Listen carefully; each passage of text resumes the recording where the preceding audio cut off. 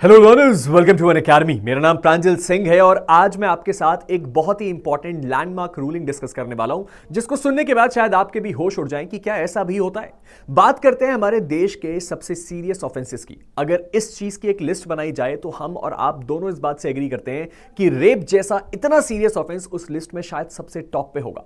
शायद हमारे देश में इससे ज्यादा कोई हीनियस क्राइम नहीं हो सकता जहां एक व्यक्ति किसी महिला के साथ रेप या गैंग रेप जैसा ऑफेंस करता है। लेकिन एक बात सोचिए कि एक महिला जाके पुलिस को यह बोले कि उसके साथ गैंग रेप जैसा सीरियस ऑफेंस हुआ है और उसके एक महीने बाद बोले कि नहीं नहीं, हमारे बीच कॉम्प्रोमाइज हो गया है, मुझे कोई मिसकंसेप्शन हो गया था। इस सिचुएशन में आप अगर जज होते तो आप क्या करते? आज के इस केस में आपको एक बहुत ही इंपॉर्टेंट रूलिंग के बारे में पता चलेगा जहां पे कोर्ट ने इसी सवाल का जवाब दिया है। चलिए समझते हैं हमारे आज के इस वीडियो में कि एक्चुअल में इतने सीरियस ऑफेंसेस में अगर एप्लीकेंट खुद यानी कि रेप पीड़िता खुद इस बात की रिक्वेस्ट करे कि मामले को कॉम्प्रोमाइज कर दिया जाए तो कोर्ट क्या एक्शन लेती है। अगर हम इस चीज को समझने की कोशिश करें तो सबसे पहले हमें रेफर यह करना होगा कि एक्चुअल में यह केस हुआ कहां पे। बात महाराष्ट्र की है और महाराष्ट्र के कोर्ट यानी कि बॉम्बे हाई कोर्ट की है। केस का नाम क्या था sir? Dnyaneshwar versus state of Maharashtra 2025। इसकी रूलिंग अभी अभी आई है 30 जून 2025 की और यहां पे 2 जजों की डिविजनल बेंच बैठी थी जहां पे बॉम्बे हाई कोर्ट में इसकी सुनवाई करी गई। अब इसी सिचुएशन में हमें एग्जैक्टली ये बात समझनी है कि यहां पे हुआ क्या। अगर इस चीज को हमें समझना है तो सबसे पहले हमें जाना होगा इस केस के फैक्ट्स में, और इस केस के फैक्ट्स अपने आप में किसी भी दूसरे रेप केस की तरह बहुत डिस्टर्बिंग है। यहां पे एक 32 साल की महिला जो कि शादीशुदा थी, उसने एक एफआईआर दर्ज करवाई और वहां पे उसने इस बात में कंप्लेन करके ये बताया कि कुछ लोगों ने उसको अबडक्ट किया यानी कि उसको पकड़ लिया, उसके बाद उसको ड्रग खिलाया यानी कि उसको ड्रग किया गया, उसके बाद उसके साथ कंटिन्यूअसली रेप किया गया, उसके साथ मारपीट करी गई और साथ ही साथ उसको जान से मारने की धमकी भी दी गई। यह इंसिडेंट कब हुआ सर? यह इंसिडेंट है 25 जनवरी 2023 का। और जब यह कब हुआ उसके साथ? जब वो वॉक पे थी। कहां से सर? खूटा गांव से जमालपुर तक वो वॉक करके जा रही थी और उसके बाद कुछ लोगों ने उसके साथ ये हादसा किया। उस महिला ने कुछ स्पेसिफिक डिटेल्स के बारे में बात करी जो यहां पे लिखी हुई है। यहां पे उस महिला ने इस बात को एलिगेट किया कि एक गाड़ी उसके पास आके रुकी जहां पे वो जा रही थी और उसके बाद उसको क्या किया गया? उसको किसी केमिकल से अनकॉन्शियस कर दिया गया। उसके बाद उसको अबडक्ट करके वो एक जगह पे ले गए और एक लॉज था जहां पे उसके साथ कंटिन्यूअसली रेप कमिट किया गया और उसको थ्रेटन किया गया कि अगर वो क्या नहीं करेगी, कॉपरेट नहीं करेगी या अगर वो किसी और को ये बात बताएगी तो उसके खिलाफ क्या किया जाएगा, ऐसा एक्शन लिया जाएगा जिससे उसकी जान चली जाए। उसके साथ ही साथ उसको काफी ज्यादा मेडिकल इंजरीज हुई। कई ऐसे विटनेसेस थे जो जैसे कि लॉज ओनर, उन्होंने इस इंसिडेंट को सपोर्ट भी किया। यानी कि उस लॉज का जो ओनर था और ऐसे कई लोग थे, उन्होंने इस बात को एक्सेप्ट किया कि हां ऐसा इंसिडेंट हुआ था, इस महिला के साथ ऐसा बर्ताव हुआ था। तो केवल महिला की टेस्टिमनी नहीं थी, यहां पे कई सारे ऐसे गवाह थे जो बोल रहे थे कि उस महिला के साथ ऐसा केस हुआ है। अब इसके बाद यह केस रजिस्टर होता है और यह मामला चलना शुरू होता है कोर्ट में। लेकिन उसके बाद एक स्ट्रेंज एप्लीकेशन आती है हाई कोर्ट के पास जिसने सबको चौंका के रख दिया। यह एप्लीकेशन फाइल हुई सेक्शन 482 सीआरपीसी में। अगर आप नहीं जानते कि 482 सीआरपीसी क्या करता है तो मैं आपको बता दूं, यह बेसिकली किसी एफआईआर को क्वॉश कराने के लिए फाइल किया जाता है। इसका मतलब कि मान लीजिए आपके खिलाफ कोई एफआईआर हुई तो जिस व्यक्ति ने एफआईआर दर्ज करवाई वो हाई कोर्ट के पास जाकर रिक्वेस्ट करता है कि मैंने वो एफआईआर जो करवाई थी मैं उस एफआईआर को वापस लेना चाहता हूं। अब इस सिचुएशन में इस महिला ने यही किया और उन्होंने बोला कि हमें इन लोगों के खिलाफ अपनी एफआईआर को वापस लेना है और ये जो सारी क्रिमिनल प्रोसीडिंग्स इस रेप केस की चल रही हैं इसको खत्म कर दीजिए। इस सिचुएशन में उन्होंने एक ग्राउंड जो दिया वो सबसे ज्यादा डिस्टर्बिंग था, जहां पे उस महिला ने इस बात को क्लेम किया कि ये जो एफआईआर थी वो मिसअंडरस्टैंडिंग से फाइल हो गई। अब मैं जानता हूं आप में से बहुत सारे लोग बोलेंगे रेप केस होता है। रेप केस में एक महिला के साथ या तो जबरदस्ती हुई होती है या तो नहीं हुई होती। रेप केस कोई ऐसा ऑफेंस नहीं है कि आपको कंफ्यूजन हो गया। चोरी के केसेस में मिसअंडरस्टैंडिंग होती है। कई बार कोई घर वाला व्यक्ति गाड़ी चला के ले जाता है, हमें लगता है चोरी हो गई, लेकिन रेप केस में एक महिला को एग्जैक्टली पता होता है कि उसके साथ जबरदस्ती हुई थी या नहीं हुई थी। और दूसरी सबसे इंपॉर्टेंट बात कि ऐसी सिचुएशन में जो चीज हमें ध्यान रखनी है वो ये है कि यहां पे केवल रेप नहीं हुआ था। उस महिला के खिलाफ गैंग रेप जैसे असॉल्ट हुए थे, उसको जान से मारने की धमकी दी गई थी, उसके खिलाफ ड्रग दिया गया था, उसको चोट पहुंचाई गई थी और उसके साथ साथ मेडिकल और दूसरे विटनेस भी थे। और इस सिचुएशन में इस महिला ने सबसे पहला ग्राउंड ये दिया कि मिसअंडरस्टैंडिंग हुई और दूसरा ग्राउंड ये दिया कि दोनों पार्टीज के बीच सुलह हो गई। अब आप जो अगर आप एक लॉ स्टूडेंट है या एक नॉर्मल सिटीजन है, आप दोनों के मन में यह सवाल आएगा कि क्या यह चीज सही है, क्या यह चीज अलाउ होनी चाहिए कि रेप जैसे सीरियस ऑफेंस में एक महिला बोल दे कि नहीं हमारे बीच कॉम्प्रोमाइज हो गया है। हाई कोर्ट को इसी मामले में एक लैंडमार्क फैसला लेना था। अब आप में से बहुत सारे लोग बोलेंगे कि यहां पे महिला की गलती थी। अब इसमें महिला की गलती है या नहीं ये हम आगे देखेंगे, लेकिन इससे पहले हम आगे बढ़ते हैं और समझने की कोशिश करते हैं कि कोर्ट ने क्या एनालिसिस किया इस पूरी सिचुएशन का। कोर्ट ने सबसे पहले तो यह बोला कि यह जो अपराध है ये 376D आईपीसी जो कि गैंग रेप की बात करता है उसके तहत दर्ज कराया गया है। यह एक हीनियस और सीरियस ऑफेंस केवल महिला के अगेंस्ट ही नहीं बल्कि पूरी सोसाइटी के अगेंस्ट एक ऑफेंस है।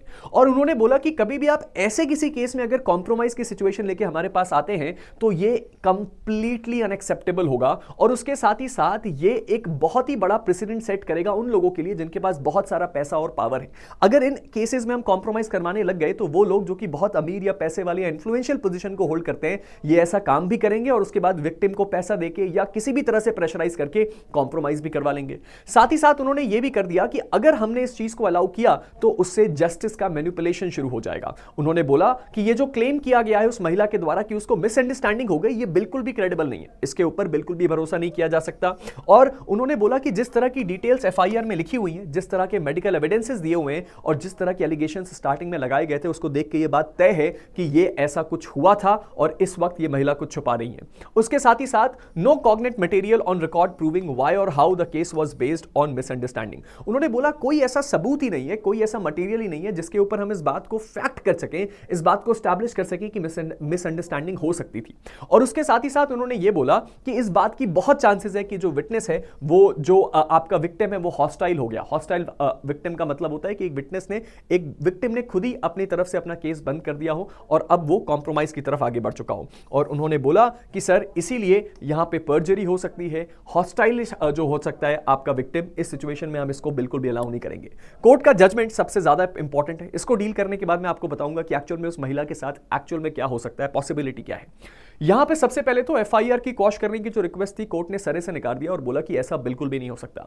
दूसरी इंपॉर्टेंट बात आती है सेक्शन 482 सीआरपीसी में। यहां पे इन्होंने बोला कि कभी भी आप सेक्शन 482 एफआईआर को क्वॉश करने की रिक्वेस्ट सीरियस चार्जेस में नहीं कर सकते क्योंकि सेटलमेंट हो ही नहीं सकता, क्योंकि सीआरपीसी का ऑलरेडी एक सेक्शन है जो कि बात करता है किसके बारे में, वो बात करता है कंपाउंडिंग ऑफेंसेस के बारे में और उसके अंदर कभी भी हमने देखा है कि रेप जैसे ऑफेंसेस नहीं आते हैं। और आखिर में क्या आता है, such compromise is not in the interest of justice and society. ऐसा कोई भी कॉम्प्रोमाइज ना ही सोसाइटी के इंटरेस्ट में ना ही न्याय के इंटरेस्ट में। और आखिर में कोर्ट एक लाइन बोलती है, applicant can not be allowed to play with the law.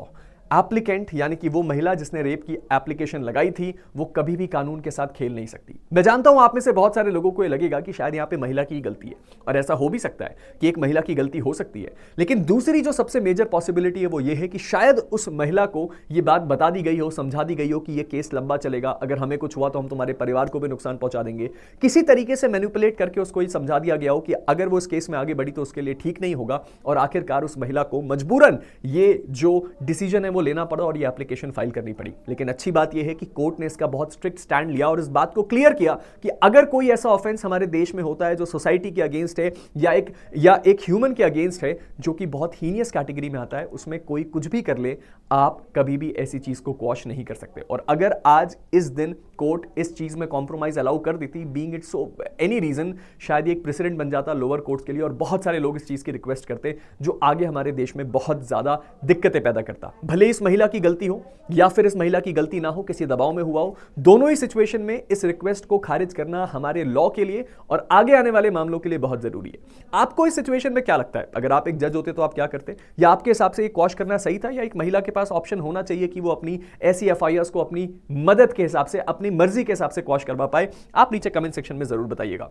इससे पहले कि मैं इस वीडियो को एंड करूं, अगर अभी तक आपने मेरे टेलीग्राम ग्रुप प्रांजल सिंह अकेडमी को फॉलो नहीं किया तो उसको फॉलो कर लीजिए। मुझसे जुड़े हुए सारे अपडेट्स और उसके साथ ही साथ मेरे वीडियोस के सारे अपडेट्स, हमारे जुडिशरी के सारे अपडेट्स, और अगर आप मुझसे डायरेक्टली बात करना चाहते हैं तो ये सारी चीजें मेरे टेलीग्राम ग्रुप प्रांजल सिंह अकेडमी पे पॉसिबल है। और उसके साथ ही साथ हमारा जुडिशरी स्कॉलरशिप टेस्ट उन सभी लर्नर्स के लिए जो इस वक्त जज बनना चाहते हैं, वो होने वाला है जुलाई 14 को शाम 5 बजे और आपके लिए कंप्लीटली जुडिशरी प्रीलिम्स पैटर्न में ये टेस्ट होगा।